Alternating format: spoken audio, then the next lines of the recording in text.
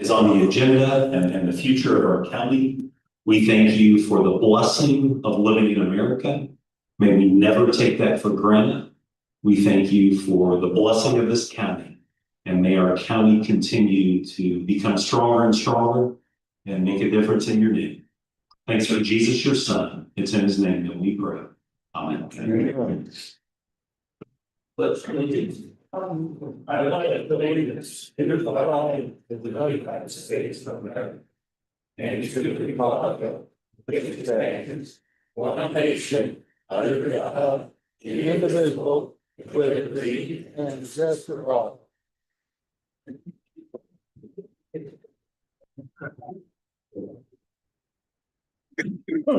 Okay, we will now have the roll call, Madam Clerk. Vaughn. Here. Bodine. Present. Boyd. Here. Butler. Eckel. Present. Golden. Present. Goodner. Green. Here. Hawker. Present. Henderson. Present. Poe. Present. Jackson. Johnson. Here. Lamar. Here. Tim McFadden. Here. Vic McFadden. Yes. McMahon. Here. Morgan. Here. O'Hain. Present. Shepherd. Here. Stark. Here. Steinbach. Present. Walls. Watson. Here. Dan Wright. Yo. Gary Wright. Yes. Steve Miller. Present. 23 present or absent, Mr. Chairman. We will excuse Ms. Butler, Mr. Jackson, Ms. Walls, and who else is missing? Mr. Bishop. We got his resignation. Okay. Next item will be to adopt our amended agenda. Each one has the amended version. And then we'll draw a motion to do so. Of approval. Any discussion? All in favor say yes. Yes. Opposed, no. Yes, carries. Motion's adopted. We got the agenda. We next have item 6, approval of the minutes of the previous meeting. Everyone had a chance to look at that, and do we have a motion? Mr. Vic McFadden, second. Mrs. Stark, any discussion? All in favor say yes. Yes. Opposed, no. Motion's adopted. Next, we have the report on claims for the month of May. And I would entertain a motion to dispense with the reading of the claims and place it on file. Vaughn, thank you. Second, Mr. Gary Wright. Any discussion? Roll call, please. Vaughn. Yes. Bodine. Yes. Boyd. Yes. Eckel. Yes. Golden. Green. Yes. Hawker. Yes. Henderson. Yes. Poe. Yes. Johnson. Yes. Lamar. Yes. Tim McFadden. Yes. Vic McFadden. Yes. McMahon. Yes. Morgan. Yes. O'Hain. Yes. Shepherd. Yes. Stark. Yes. Steinbach. Yes, but I'd like for for it to be June, not May. We already did May. It does say June. I mean, May. Watson. Yes. Dan Wright. Yes. Gary Wright. Yes. Steve Miller. Yes. 23 yes, 4 absent, Mr. Chairman. Motion carries. Okay, next is the poker run application list. I presume you all have that. And I need a motion to approve that list. Move approval. Anderson, second. Mr. Lamar, thank you. Any discussion? All in favor say yes. Yes. Opposed, no. Motion carries. We have received the resignation of Brian Bittner as a member from District 1. And I would like to have a motion to declare a vacancy in that position so that it can be filled by the proper authorities. So a motion to approve, Mr. Hall, thank you, Mr. Watson, second. All in favor, say yes. Yes. Opposed, no. We have it. Vacancy declared. Next is item 10, audience comments. Anyone else who speak, that's 3 minutes to do so. We're total of 30 minutes.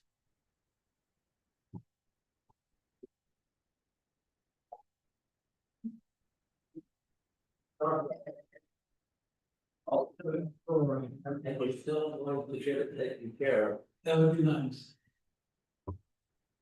A week ago, the 1,400-acre solar panel installation that will never be paid for was brought up to town side of us here. There were 150 people at the meeting, not one spoke in support of it ever. They all attacked the people that were there. They all told them it was wrong to do it. You cannot put in any kind of a wind turbine or solar system that it will actually make more energy than it takes to produce the product. It is a net loss product.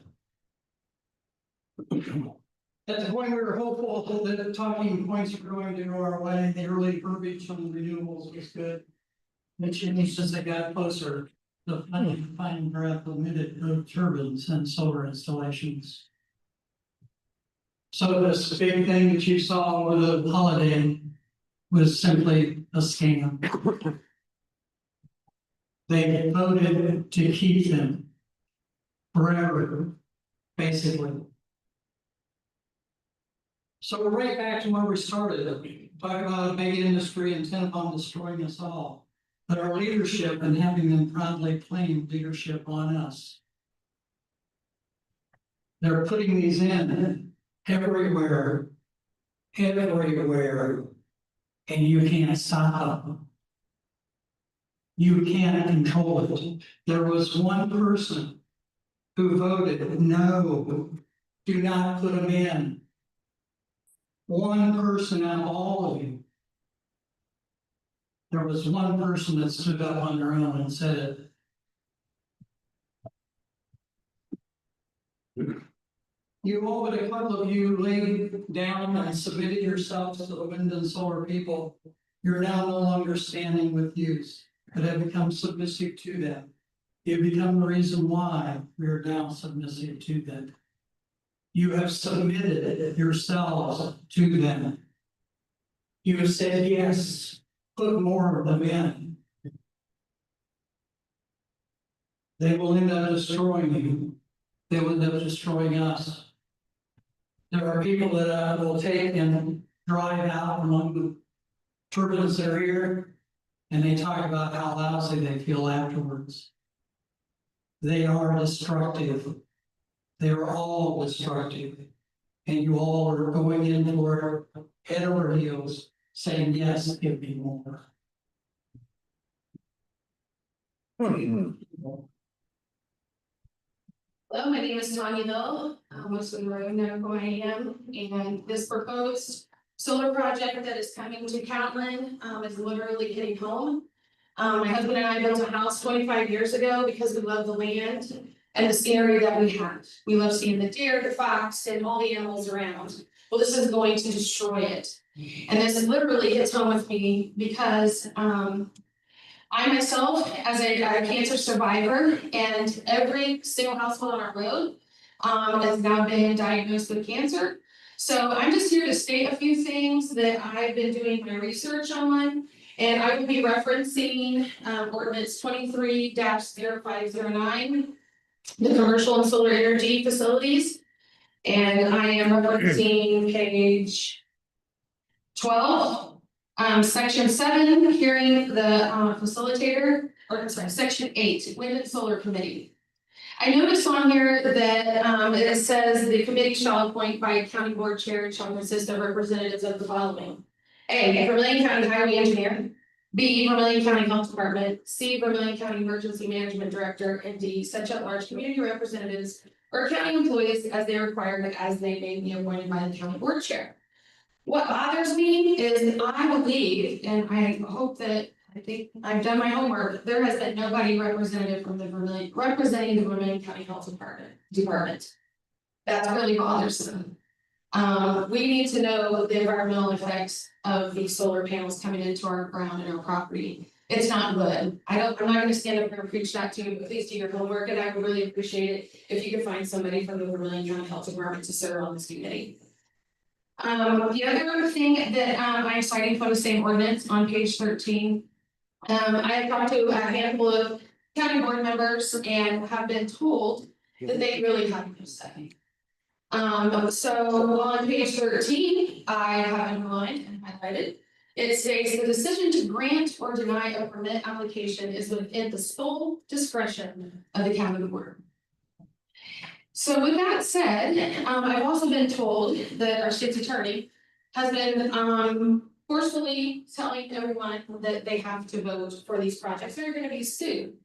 So in my research, I have found that it states, if a state's attorney in Illinois provides advice to government officials regarding a permit vote in a manner that coerces or threatens them into voting a certain way, it could lead to legal consequences under federal and state laws relating to voting interference, conflicts of interest, and official misconduct, as well as violate legal ethicals. Just wanted to make those statements. Thank you for your time.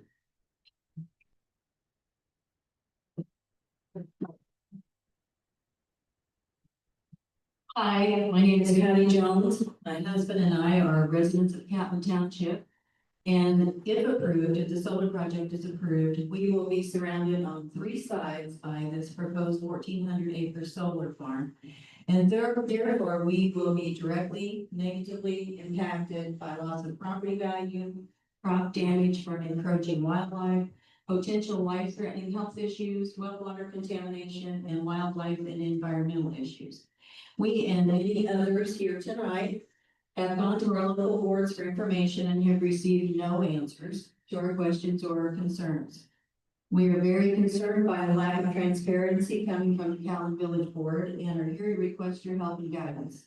Our concerns are as follows. We have received conflicting information regarding who's responsible for voting on this project. The Catlin Village Board refuses to discuss the project or provide any information regarding the solar farm. The board refuses to commit to upholding Catlin's, they refuse to commit to upholding Catlin's 1.5-mile setback zoning ordinance. And most concerning is David Biggerstaff's and Mayor Margot's emphatic denial of any knowledge about the solar farm when weeks prior their meeting minutes revealed a solar farm discussion where Mr. Biggerstaff, who's responsible for permits, zoning, and assessor, reported to the Catlin Village Board, quote, "There are zoning issues that have risen with the installation," end quote. And the Seidel reporter ran a front page story with a photo of the map of the solar farm, quoting Mr. Biggerstaff on the proposed 1,400-acre solar farm project. After attending numerous meetings, it's apparent the Catlin Village Board is stonewalling the residents they were elected to serve. They prevaricate and are dismissive to the public. This is a breach of trust by local elected and appointed officials whose responsibility is to the citizens and community they serve. In closing, we really don't know who to believe. We don't understand why they say they know nothing when they do, and why they can't or won't talk about the proposed solar farm. We need help and answers to our questions, and I'm hoping that someone on the board, if there's anyone here on the board who can tell us what's going on tonight. Thank you.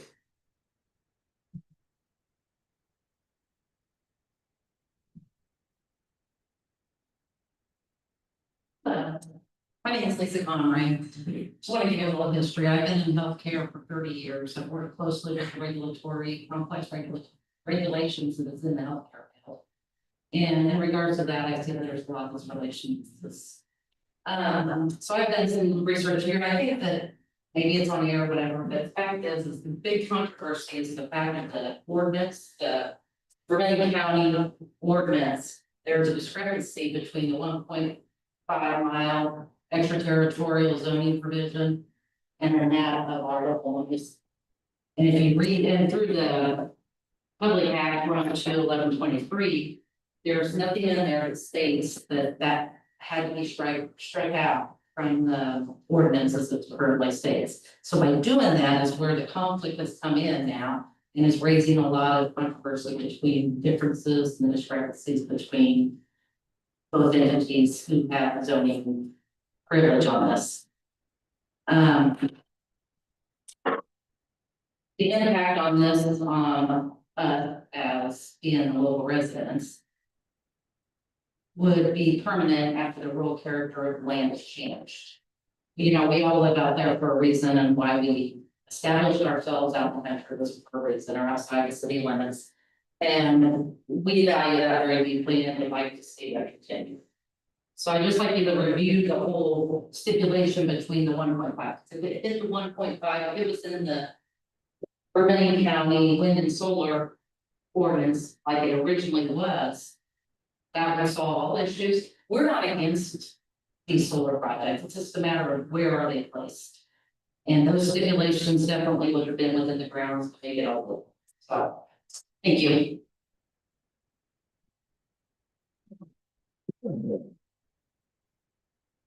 Crystal Swenson, I'm a Catlin Township member, and I've been on at Southwest Elementary, which is outside of Danville, which is part of Danville, for almost 20 years.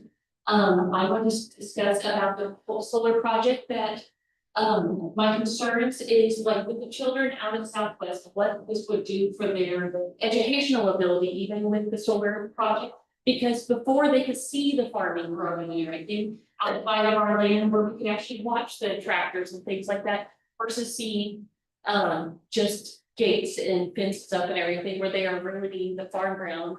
Instead, where they're not learning from the area, and instead they're just seeing structures and things like that, which is very special at Southwest. So that's what I really wanted to state. Thank you.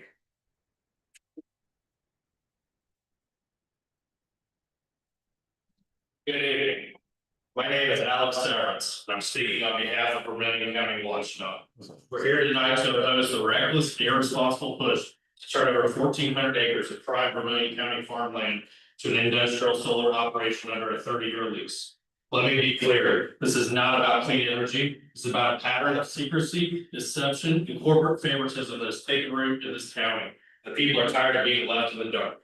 The Earthrise Energy Project didn't come to the public for open discussion. It was kept quiet until residents uncovered the truth for themselves. And now when the backlash begins, as it should, those involved start talking about cease and desist letters, NDAs, and so-called confidential agreements. What do they have to hide? The project has stirred significant controversy already. Farmers and homeowners, community members have voiced concerns about water runoff, decommissioning plans, tax loopholes, emergency access, and long-term impact on property values and infrastructure. Have any of you done a serious environmental impact review? Have any of you actually listened to the residents you represent? What we're seeing is a wholesale sell-off of our rural way of life for a 30-year promise of rent checks and managing jobs. That's not economic development. That's exploitation. While Earthrise Energy makes their sales pitch, what do we get? Silence from village boards, restricted public comment, and officials refusing to answer direct questions. This is the exact kind of pro-local government behavior Vermilion County Watchdog was created to oppose. We're just getting started. Tonight, we're calling on this board to take a stand, not just because it's unpopular, not just because it's controversial, but because it's wrong. People didn't ask for this project, they were kept in the dark about it. Now the truth is out. We expect this board to do its job. Represent the people, not Earthrise Energy. Thank you.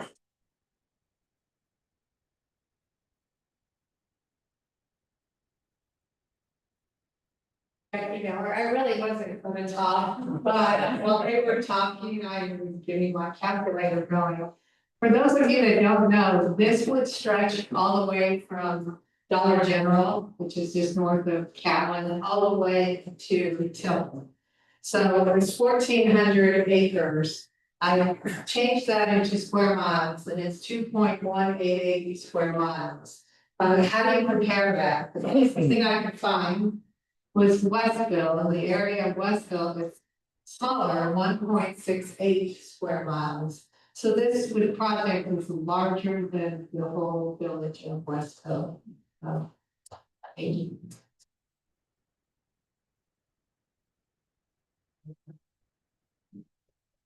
Okay, thanks to everyone who spoke. Our next item is Oh, that's right, sir.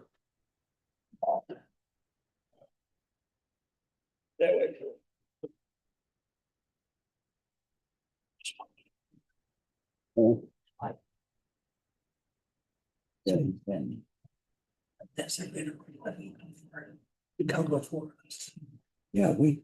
My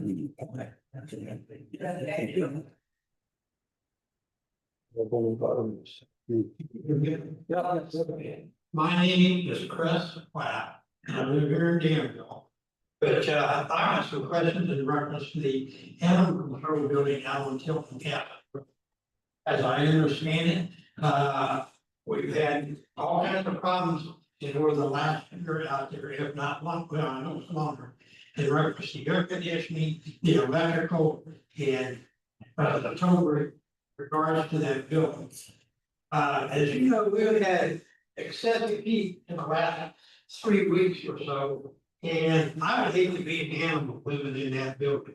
Okay, now I do know that last year you guys was going to get an engineer or somebody to look at the building.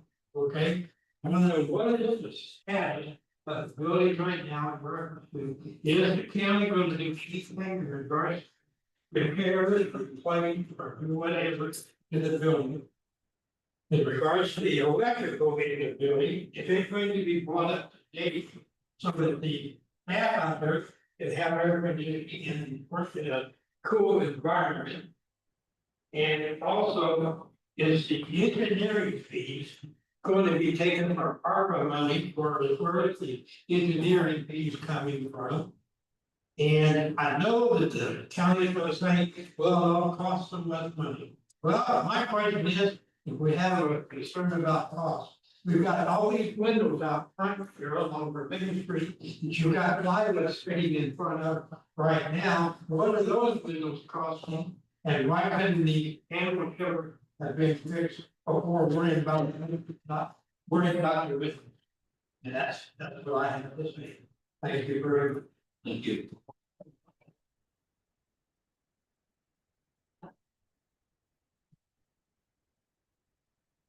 Anyone else wish to speak? Okay, now we will move on to item 11, which is our presentation by Clifton Larson Allen, representatives. Anything so? So you're many people since you've been doing this. Well,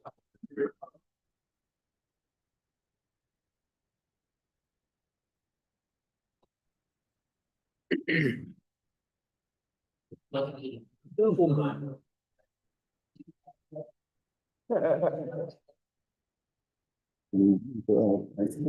everybody for here. Again, my name is Sandy Cook.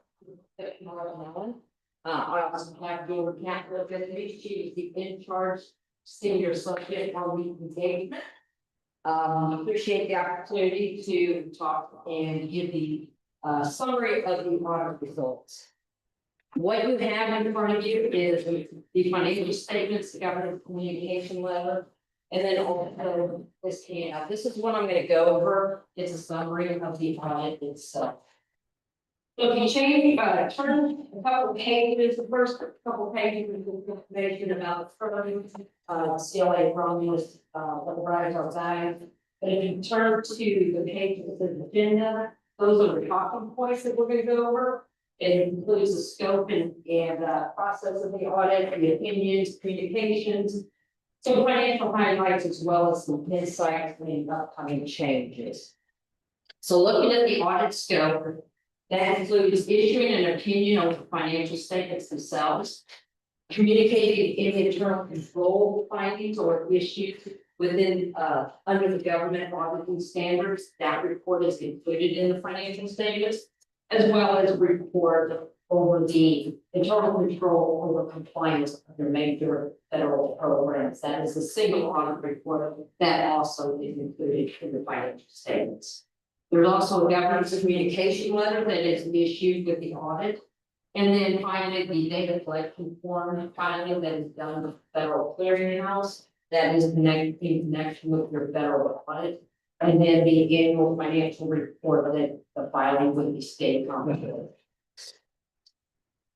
So looking at the audit process, We, this is a risk-based approach. When we do the audit, what we do is we look at the internal controls over various areas within the financial reporting.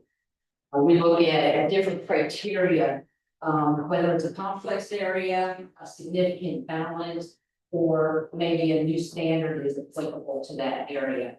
Then we assess those and determine where the focus of our audit procedures will be. Some of those are listed here, including revenue recognition as it relates to the state tax funds, as well as grant funds.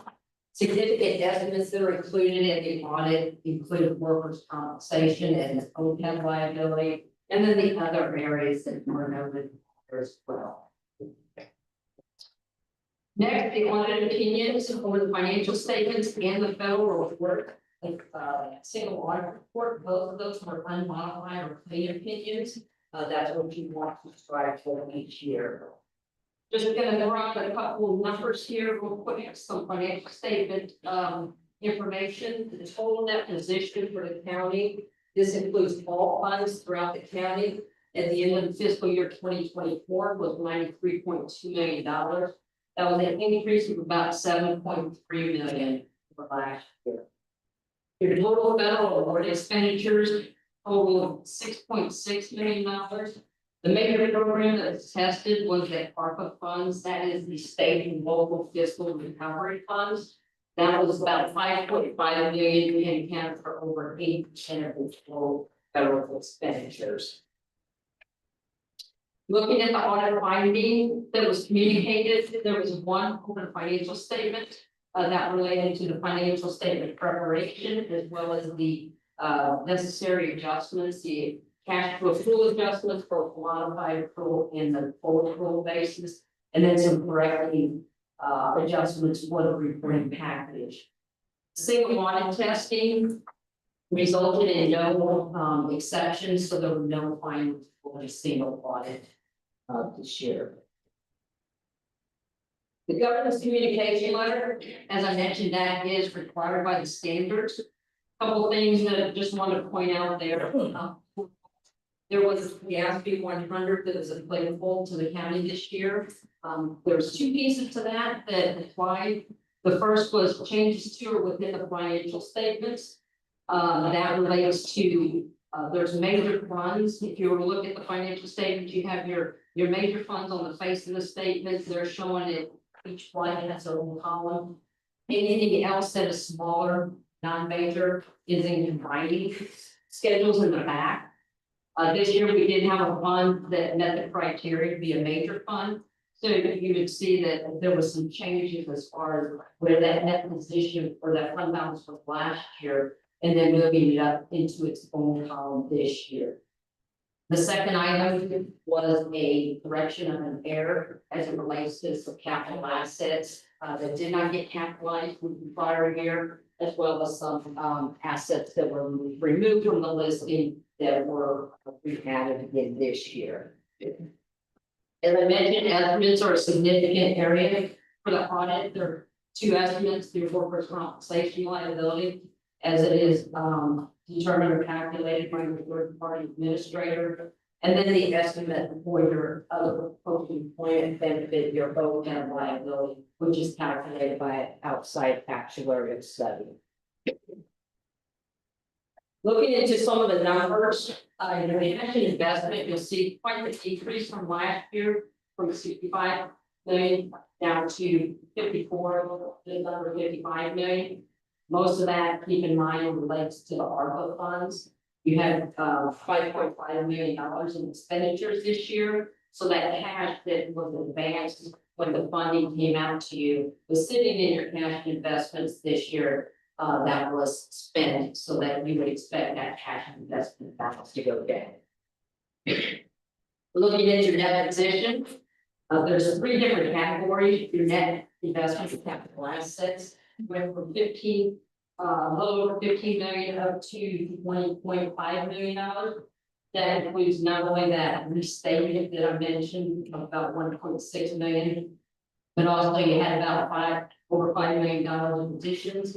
And then that was netted with about 1.7 million of depreciation expense. The other two categories, you have the restricted fund, which is $36.2 million, and then your unrestricted, which was $36.5 million, to get you to your total net position at the end of the year, as I mentioned, of $93.2 million. Looking at the revenues for all governmental funds, this is on a by accrual basis. If you look across all the various revenue streams, you can see there wasn't a whole lot of change, some increases, some decreases. The two categories of streams that really showed the biggest change were your other taxes and intergovernmental revenues. But I want to point out, it was how those were classified last year versus this year, because if you look at the total of those, there was 31.8 million in 2024 versus just about 30 million in 2023. Looking at your expenditure by function, again, for the governmental funds on a modified accrual basis, you can see some categories where functions increase, but keep in mind, as I mentioned, you had over $5 million of a capital outlay or capital improvements that will capitalize this year. On a modified accrual basis, those are reflected in the expenditures as noted on this graph. Digging into some of your IMRF information, the 3-year trend. Again, keep in mind that IMRF has an actuarial study done at December 31st of each year. So the numbers here are really reflective of December 31st, 2023. So for 2024, you had a increase in your pension liability from $131.9 million up to 136 million. That was about $4.2 million increase. Your pension asset increased at 13.2 million up to 137.5 million. What that resulted in for 2024, because your assets were higher than the liability, that resulted in a net pension asset of $1.46 million. In 2023, the liability is higher. That resulted in a net pension liability of $7.5 million. That was about a $9 million swing. And when that happens, that is a benefit back to the county within the financial reporting. So as I mentioned earlier, your net position increased about $7.3 million. A good portion of that is related to huge swing in your IMO. Other post-employment benefit, OPEB liability, it increased to 2.3 million up to 2.6 million. Again, fiscal year 24 was a full reporting year, so there was a little bit of true up. We expect a little bit larger increase than what we saw over the 22 to 23 numbers. Looking at your long-term debt, you have your debt financing, which is the dark blue line in the middle. That is $719,000. That is related to the juvenile detention facility, the agreement that we have with the Public Building Commission. The light blue line is your lease liability. If you remember a couple years ago, the lease standard took effect. Therefore, the right to use a portion of the public safety building then became a lease. Came on the books as the liability amounts owed to the building commission for future use. The last item there, the accumulated time off, $374,000. Looking at your general fund budget, the actual, you'll notice that the actual numbers were just like the budgeted numbers by about 370,000. Again, nothing that drew up red flags. A lot of it was timing of some unexpected or when those ARPA funds were capital outlay expenditures were to occur. Quickly on some industry insight. Again, nothing earth-shattering here, but really the three that I want to point out that are most relevant to government entities. Labor shortages, turnover, retention, that's hitting all local governments, municipalities. Cybersecurity and technology costs. It seems that the government entities are the ones that are getting hit the most right now. And then the political legislative uncertainty, the bills that were passed at the federal level last week. How that's going to impact local governments as it goes from the federal government down to the state and then ultimately to the local governments. There's uncertainty there. The coming audit changes for fiscal year 25, GASB 101 is in effect, that's related to your compensated absences. Just a couple of things to point out, the calculation of that is a little bit different than under the old standard.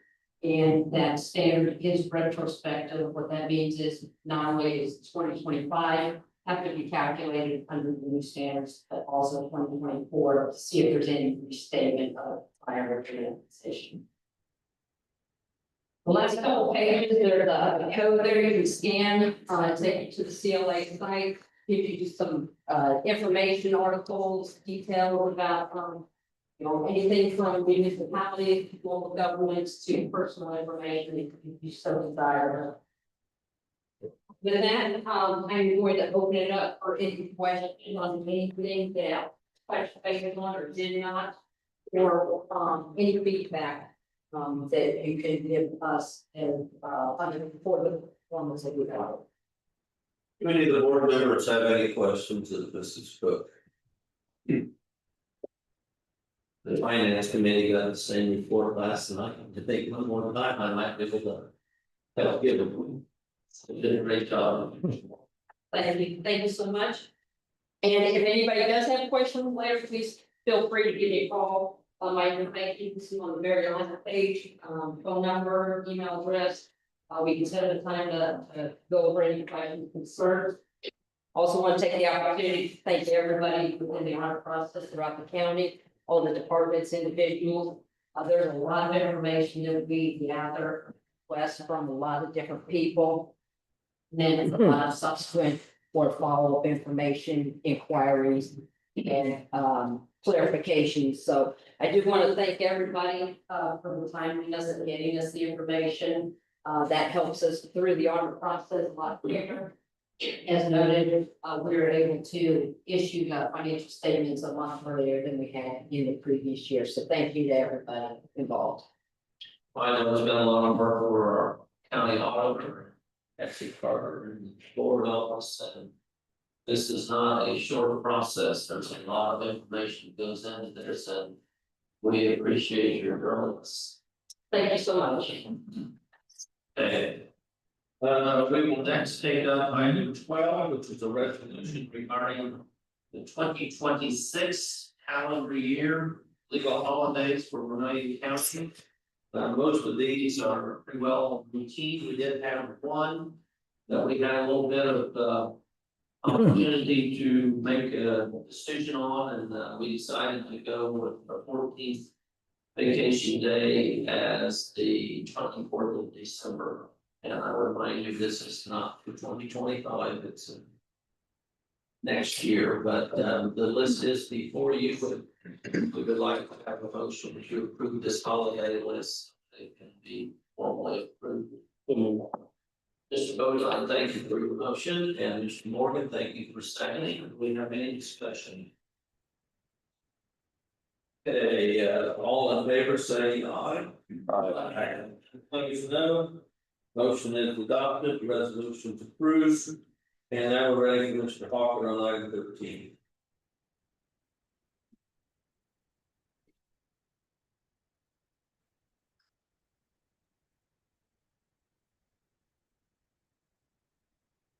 Good evening. Our financial report, we'll do that first. As of the June 30th, the decrease in the increase is what's going to you look there. Our property tax disbursements should begin in July. And so the taxing body should get their first disbursement there coming up. The general fund is currently 7.9 million, which is about 37% of revenue versus 58%. So Our revenue's still not in, but remember, we have got our taxes budget yet, so. The tax bill. Basically, we are going to be starting the budget process this month. Some of the departments have already got their preliminary budgets done. So we'll be going to parent committees into the finance. Finance this year is going to do a little bit different.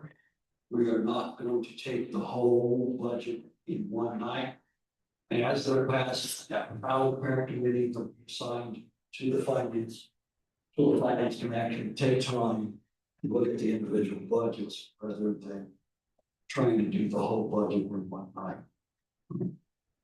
I still say, you know, it's going to be a tough budget. The fund balance as of right now is 10.8 million, which is a decrease even last month, which was a little over 11 million. So we're used to dealing with ARPA funds, and that's not happening anymore. So gotta watch our belt, tighten up a little bit, but I'm sure we'll all survive. So that's, you don't have any questions about the financial situation? Yeah, our county auditor here. Thank you, sir. Sheila, okay, but we have our financial director, myself, we have any questions? Okay, now we'll go to the ordinance for non-departmental budget amendment of $80,000. I will move to dispense with the reading and pass the ordinance. We have a motion, is there a second? Mr. Shepherd, thank you. This is for the STEP program, and I don't know, I'm sure I'm not going to hear it tonight. She was there last time and gave us a good presentation. This is the organization down at Haber Lane, used to be the beauty parlor, training down there. Their grant had ran out. They're in the process of getting more. And this is the opiate money. The state's attorney and the sheriff was gracious enough to say that they thought this money would be well spent there. They are pursuing additional grants, but it's $80,000 to have them out. I think it's a very well presented program. They do a lot in that area, more than just the drugs and activities there all the time, car shows, a lot of things. So I wholeheartedly support Any discussion? I would like to add my support as well. This is for all the operating expenses that this entity might have, step recovery program, from salaries to rent to supplies, utilities. This is the behind the scenes money. We will have additional money in another ordinance tonight, which is monies that are expended for the actual people who benefit from this operation. But these are general operating expenses that we are going to undertake the financing for this short period of time. Any questions? We'll have roll call. Bodine, Yes. Boyd. Yes. Eckler. Yes. Golden, Yeah. Green, Yes. Hawker, Yes. Henderson, Yes. Poe, Yes. Johnson, Yes. Lamar. Tim McFadden, Yes. Dick McFadden, Yes. McMahon, Yes. Morgan, Yes. O'Kane, Yes. Shepherd, Yes. Stark. Yes. Steinbach, Yes. Watson, Yes. Anwright. Yes. Gary Wright. Yes. Vaughn, Yes. Steve Miller, Yes. 23 yes, 3 absent, 1 vacancy, Mr. Chairman. Motion carries, the ordinance is adopted. Please see Mr. Hopper. Yes, it's the amendment to the triannual budget appropriation ordinance for the health insurance line. I move that we dispense with the reading and pass the ordinance. Just thank you. Hopper. Yes, this is a situation that comes up, asking of every year since I've been on the board. The problem is that each department in their budget puts how much they think their health insurance is gonna cost. Problem is that that's always fluid. May start out the budget year with 2 employees that are taking the entire plan and program. They may retire, leave, 2 that you take on, only take the individual or vice versa. What happens all over in, we've got like 6 departments that are in that situation where they're in the negative. We got other departments that are in the positive. Really, it's like the process of the that cost us to be more than what we had originally anticipated. But what I proposed in this new budget is that when you go back to the old days where there was one line item in the county board's budget for health insurance. That way, we don't have to constantly try to juggle back and forth. And it should be a better indication of industry budget. So, Cassie agrees with her wholeheartedly to reduce her workload and be a little easier to account. Every time this is folks, approval, a lady lived in Larson Island and just so she saw no problem. Thank you for that. Do we have any questions on this ordinance? Roll call, please. Boyd, Yes. Eckel, Yes. Golden, Yeah. Green, Yes. Hopper, Yes. Henderson, Yes. Vogt, Yes. Johnson, Yes. Lamar, Yes. McFadden, Yes. Dick McFadden, Yes. McMahon, Yes. Morgan, Yes. Kane, Yes. Shepherd, Yes. Stark, Yes. Steinbach, Yes. Watson, Yes. DeNI, Yes. Gary Wright, Yes. Vaughn, Yes. Sodai, Yes. Steve Miller, Yes. 23 yes, 3 absent, 1 vacancy, Mr. Chairman. Motion carries, the ordinance is adopted. We're ready for Mr. Stein call. For property committee, please. I mean. County should fall under health insurance. We have a couple of items here. The first one is an ordinance for disposition of excess property, obsolete, unused items that we have in the county. And with a few elected officials and other appointed officials, we've kind of gone through and tried to update the services that we have. You should have them here this evening for what all that carries out. So I know that we dispense with the reading of that and vote for this adoption. Do it in a second, Mr. Bodon, thank you. Any discussion, questions? We've just updated this ordinance, which came as a suggestion from our auditors that we needed to do this. We carried a lot of property on our inventory, but it's long since been disposed of, and we're not trying to make this too restrictive and yet make it a little more business-like. So I thank the committee for its work. And does anyone else have any questions or comments? We'll have a roll call. Eckel, Yes. Golden, Yes. Green, Yes. Hopper, Yes. Peterson, Yes. Vogt, Yes. Johnson, Lamar, Yes. Tim McFadden, Yeah. Dick McFadden, Yes. McMahon, Yes. Morgan, Yes. O'Kane, Yes. Shepherd, Yes. Stark, Steinbach, Yes. Watson, Yes. DeNI, Yes. Gary Wright, Yes. Vaughn, Yes.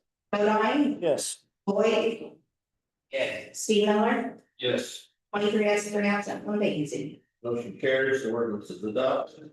AG. So the next item we have here is for in buildings and grounds, it's parking and the electricity, gas at the health department.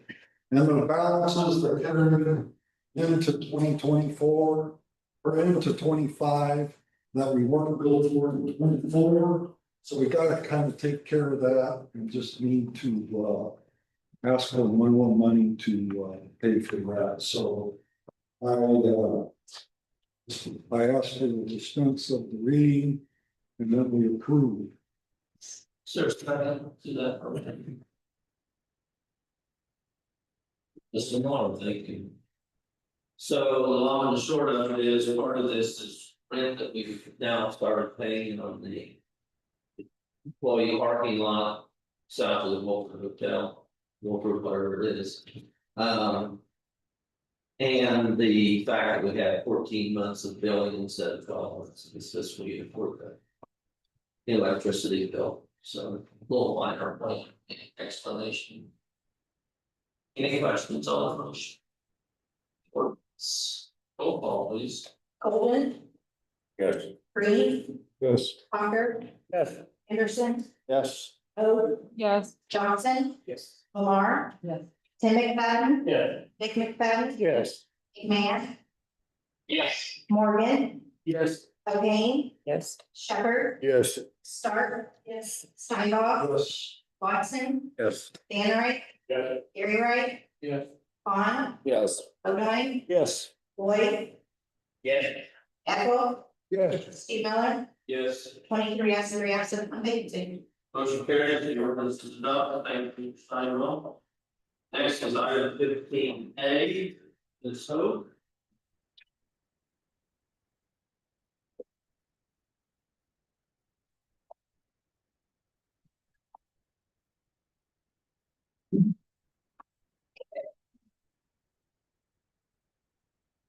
We have an ordinance to amend the budget for the drug court fee fund. The amendment is an additional $20,000 to the drug court fee fund, which is used for forward programs that assist graduates of the drug court with living expenses and necessities, as these graduates restart their lives and get back on their feet. This amendment has been requested by Judge O'Shaughnessy and unanimously approved by my committee. In addition, we do have Stephanie Veron, Deputy Director of Probation, and with her is Kaylee Martin, who's the Supervisor of Specialty Courts at the probation office here tonight. Yes. I'm sure they'd be willing to answer any questions any board members might have. Yeah, and with that being said, I would request that we dispense with reading of ordinance and move for its adoption. Second, by Mr. Eckel. Any discussion on this matter? Roll call. Green, Yes. Yes. Anderson, Yes. O, Yes. Johnson, Lamar, Yes. Tim McFadden, Yes. Dick McFadden, Yes. McMahon, Yes. Morgan, Yes. O'Kane, Yes. Shepherd, Yes. Stark, yes, Steinbach, Yes. Watson, Yes. Dan Wright, Yes. Gary Wright, Yes. Vaughn, Yes. O'Dine, Yes. Boyd, Ethel, Yes. Golden. Yeah. Steve Miller, Yes. 23 yes, 3 absent, one vacancy. Motion carries, the ordinance is adopted, thank you. Next is Mr. Johnson on item 16A. Probably the most exciting thing on your agenda, our broadband agreement with AT&T. Not on my mind. Basically, our current contract's coming to an end. This is just a new contract with AT&T. It's still a fiber-based service, 3-year contract. That said, I'm going to spend something we need to approve, the item. So to we lawyers, this doesn't look like much of a contract, but really is the contract, is the pricing. So there's not a lot of involved in this series of pages that this is our doing for that service. And I mean, second, start, thank you. Any discussion on this matter? Did you count it slower than last year? A little bit lower. What I was gonna ask. Mr. Hall. Thank you. I would like to just state that it's going to save us $98 a month. May not seem like a lot, but nowadays you normally don't redo a new contract with any kind of savings. Usually it's an addition. So committee did a good job. Thank you. Wrong. Who would do without broadband, right? Any other questions about the contract? Okay, well, that will all. Confusing. Hawker, Yes. Anderson, Yes. Hope, Yes. Johnson, Yes. Lamar, Yes. Tim McFadden, Yes. Dick McFadden, Yes. and Yes. Morgan, Yes. O'Kane, Yes. Shepherd, Yes. Stark, Yes. Steinbach, Yes. Watson, Yes. Dan I, Gary Wright, Yes. Vaughn, Bodine, Yes. Boyd, Yes. Eckel, Yes. Golden, Green, Yes. Steve Miller, Yes. 23 yes, 3 absent, 1 vacancy, Mr. Chairman. Motion to approve the contract is carried. Mr. Errol, item 17A, please.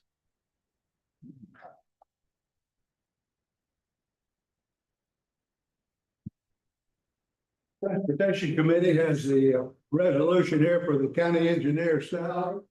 Read just a little bit to you. It says, whereas the county has need of establishing the county engineer salary and has agreed to use the recommended salary level set by the Illinois Department of Transportation at the 100% level.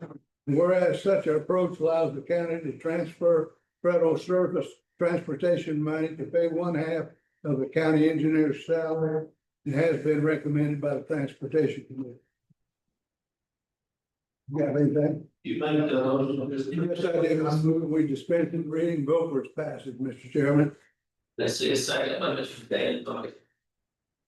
So the deal is, if you play by the state's rules, it'll, they have to, so I understand. That's said, I mean, the Department of Transportation, it is based on population of that. Any other questions on this ordinance? Roll call, please. Henderson, Yes. Hope, yes, Johnson, Yes. Lamar. Tim McFadden, Yes. Dick McFadden, Yes. McMahon, Yes. Morgan, Yes. O'Kane, Yes. Shepherd, Yes. Stark, Yes. Steinbach, Yes. Watson, Yes. Dan I, Yes. Gary Wright, Yes. Vaughn, Yes. Bodine, Yes. Boyd, Yes. Eckel, Yes. Golden, Yes. Green, Yes. Hawker, Yes. Steve Miller, Yes. 23 yes, 3 absent, 1 vacancy. Motion carries, the resolution to adopt. Thank you, Mr. Echo. I see no reason for executive sessions on any matters for item 18. Item 19, we have the birthdays this month. These and Mr. Morgan. Thank you. Committee chairperson's comments, Mr. Hopper. We definitely will be meeting. As I said, we'll start our budget hearings. I have a couple other, I have asked a couple of times about the health administrator, why he does not attend the solar and windmill committee hearings. I agree, we need somebody from the health department. If the administrator can't do it, somebody there needs to attend those meetings. I would also like to congratulate Robin Heffern on her first full-time as our new county clerk. Great job, and I know she will continue to. That's it, Mr. Chairman. Mr. Hopper, Mr. Dickerson. We at this time plan to meet. I'd say there's a possibility we'll meet. No. Say maybe there's a possibility. Mr. Golden. I have nothing, Mr. Chairman. Thank you. Yeah. Thank you. Ms. Walls, Mr. Gabbard. I don't know. This is the first time I can remember for a while, we didn't have a transportation meeting before the board meeting. I don't know if we will. I got some other comments, but unless you have something. Yes. Is that okay? Fine, thank you. Just stayed up there, Joe.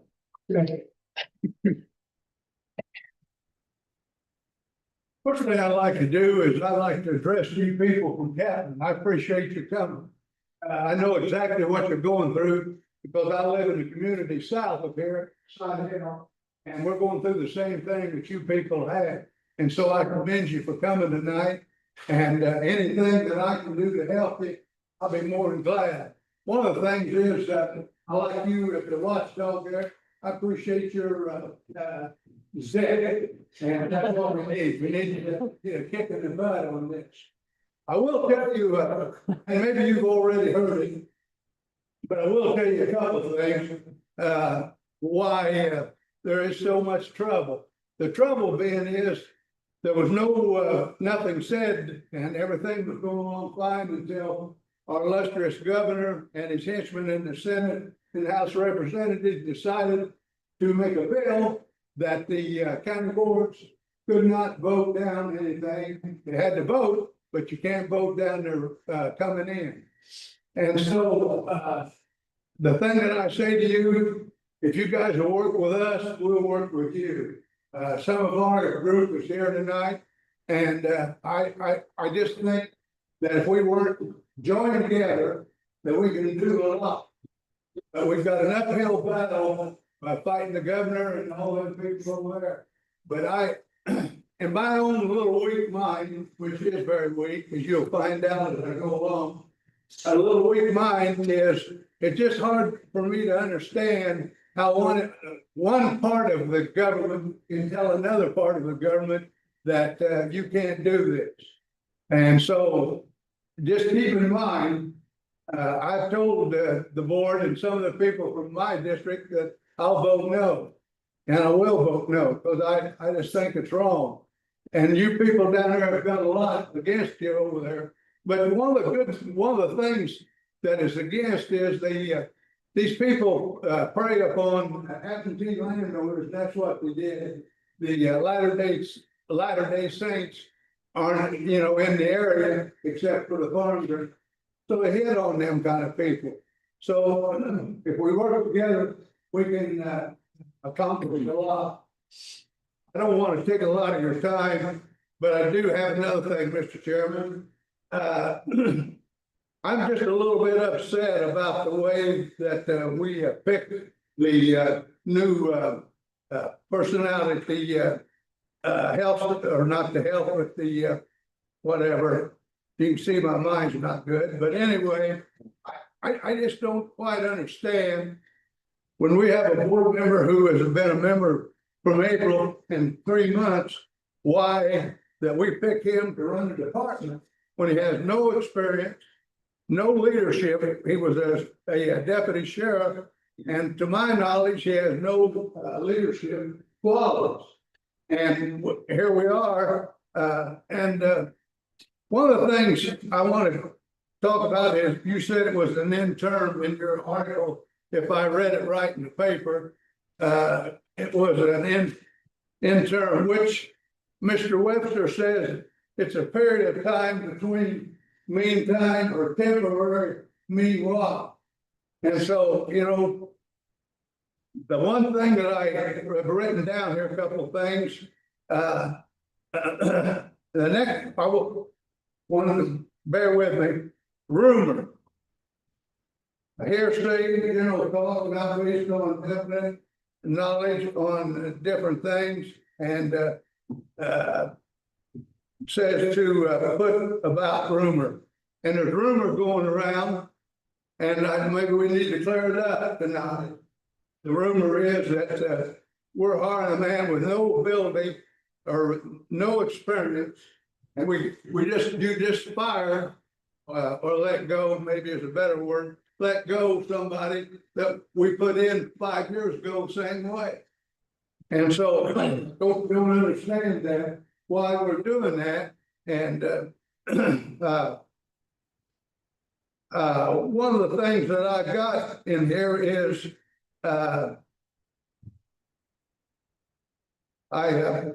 the rumor is, and again, we talk about that we're gonna pay this man somewhere around $100,000. And so we're paying the former person who we've dismissed, we're paying them $80,000. I fail to see why he deserves if we're gonna keep him. And it is my vote. If it's my vote, if we were voting on it, I would vote no. The other thing that I find is interesting.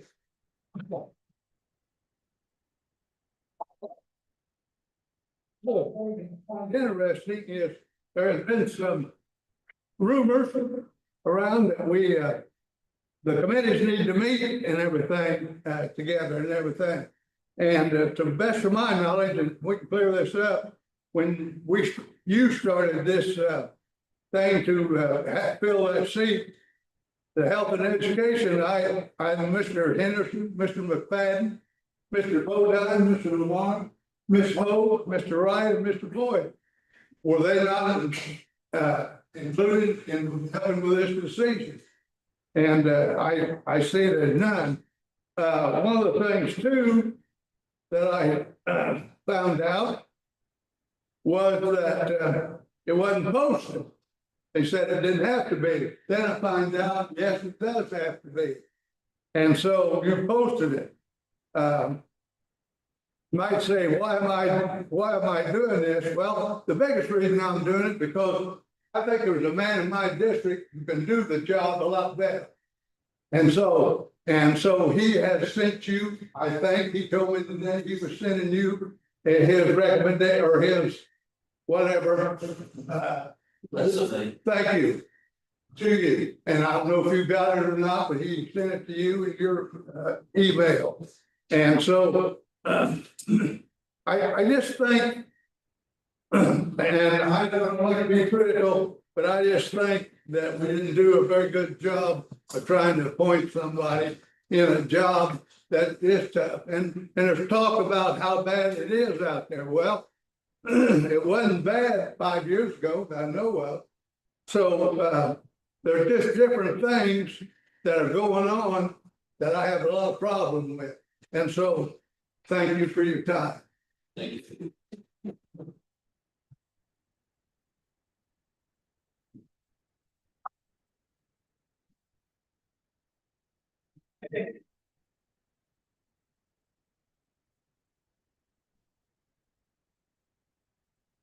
I want to let that Mr. They said we need more steps, and it's a prime example right there, as we said, so. Mr. Everett for that. I was like, trying to do what I can, especially because of the great district number 4, my district. We have a lot of royalties, you know, already down in southern Vermilion County, and we got a little extra in the last few weeks, so I'm gonna just take a moment to congratulate our 2025 Vermilion County Fair Queen from West Illinois, is Lily Meeker. And we also have the 2025 Georgetown Fair Queen from our district, from Georgetown, Illinois, Jordan Flores. So I just wanted to take a moment to recognize those ladies and congratulate them. And it'll be fine represented. So, hold on. Thank you. Okay, any other board members have any comments? Mr. Green? Yes. Concerning the animal regulation department, I would like to hear some of the answers that Mr. Eckel brought up. Answers to a lot of the questions he brought up. This came as a surprise to me, letting Casey go. You use your microphone, sir. Yes. Thank you. Is it working now? It's on. I worked with Casey for the last 2 or 3 years on improving things at the animal shelter, and he's been blocked at every step along the way. And now you say you're going to cure all these problems in 6 months with a new administrator. I'm deeply disappointed in fiscal fiasco. That's all I have to say. Thank you, anyone else?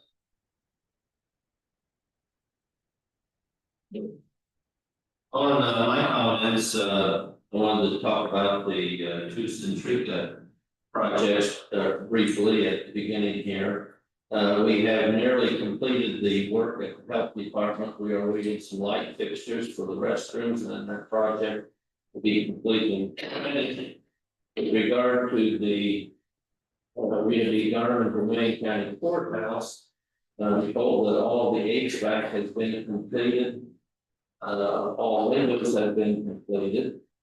The entry door in the middle of the courthouse will be the next project, which will probably start near the beginning of August. The plumbing has been completed, however, they're looking for a different size diaphragm, which will allow a larger amount of water to be utilized to remain efficient. And I believe that, we're nearly done with the LED lighting in that building, which should be done by the end of this month. With regard to this building, the first shipment of windows that had to be restored came this week, and their installation has begun. And we've been here this afternoon, you've heard that very clearly. We are awaiting the rest of the new windows and the second step, a set of the restored windows. Restored ones are the ones we recommend to make use of, and the ones that are basically the have been fan shaking. And it would have been very expensive to replace those, so we're glad they could be restored. And we still have the ceiling windows to do in this building, and we are awaiting LED lighting and some wall mounted sconces and emergency lighting for this building. But great progress has been done on these projects this spring and early summer. Next item I want to talk about is the health insurance coverage for the employees of the county. As many of you know, Health Alliance has decided to cease providing coverage. The Human Relations Department has been working very closely with the county's insurance broker, a firm here in town called Epic, EPIC.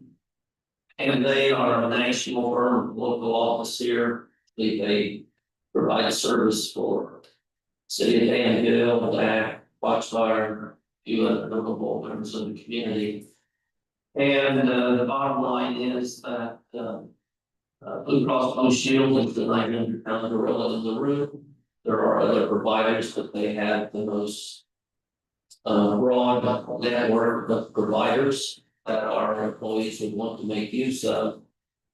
We are in the process of trying to decide which plan we want to support and recommend. We do have matters to consult our unions about these things, but because we have to start new coverage October 1, we need September payrolls to withhold the amounts for the new provider, which means we need to sign up the employees in August, which means we need to decide this matter in July. So I'm trying to find out to what extent the approval of that needs to come from me or the board or finance committee. And the state attorney, I just shared that with her tonight. Hopefully she'll give me some guidance on that. We did go through this with the finance committee last time, and we'll try to keep all of you informed as we make progress on this very important matter. The good news seems to be we may be able to save some money for both the board and for the employees. A lot of time has been put on that effort. Item number 3, we are awaiting the architect's report for the animal control building on the Captain Tilton Road. We will be having, there has been filed, I should say, application for wind turbines in the Houston Rankin area. That will be going before the Wind and Solar Committee, probably end of July, 1st of August, I'm told. It may run 3 days. We will try to let everyone know as soon as that date firms up. And of course, as it's already been mentioned, budget process is in full bloom with all the departments pretty well either semi-approved or at least appointed parent committees. And we will try to handle all of that expeditiously as well. That concludes my comments, and I think we're ready for item 20, which is plans for July. We have an opening for the Lynch Fire Protection District. Mr. Christopher McMahon, took employment with, caused him to yield his position as to having been appointed trustee. And I am tonight recommending, with the recommendation of the existing trustees for the Lynch Fire Protection District, Catherine I as a trustee. Mr. Walker. I would agree, moved for the appointment. Mr. Second, please. Mr. Bodine, thank you. Any discussion? The appointment of Catherine Mines as trustee of the Lynch Fire Protection District. All in favor, say aye. Aye. Opposed, no. The ayes have it. Appointment is made. We do have some upcoming appointments which are shown in item 21. And bring those to your attention so that you can talk who they might be appointed. So I think we've exhausted our agenda, and I look for a motion to adjourn. Mr. Long, second. Mr. Watson, all in favor, say aye. Aye. There we go, buddy. Made it through another one. Yeah. I see that we're giving in to the weekends. We'll put it down on one and find out. Or they eat other good. Oh, well. No snacks. Oh, that's, you know, I'd love to go. It was in good. Yes. Judicially, they don't believe me. So. See ya. Because. Doing okay? Doing okay? Good. And then he. Downside out, that's. Oh my God. I'm sure about Friday, right now, Sunday, Friday. Friday's always got a pretty bad stuff, so. Yeah, I've never heard. I've never heard. That's been, Good to see you. well, I remember that. He was. But I mean, so. Give us an idea of whether Stephen's sort of talking about. Because what they had was not, my memory tells me that what they had probably wasn't gonna work for, you know, like this aisle was in the wrong rated place. Yeah. That's what I was. Spade. Before there was lawyers that go in and out of the court. They all made comments and they adjusted the drawings. And everybody was happy with the drawings. But haven't gotten, And all I asked him for was a rough number. He didn't need a real sharp answer. And I thought, if we're gonna have a discussion, how much is? Glad dogs, right? It's a big pleasure. Today. Yeah, I struggle to be a such a hero. And it's just. I'm just. Me neither.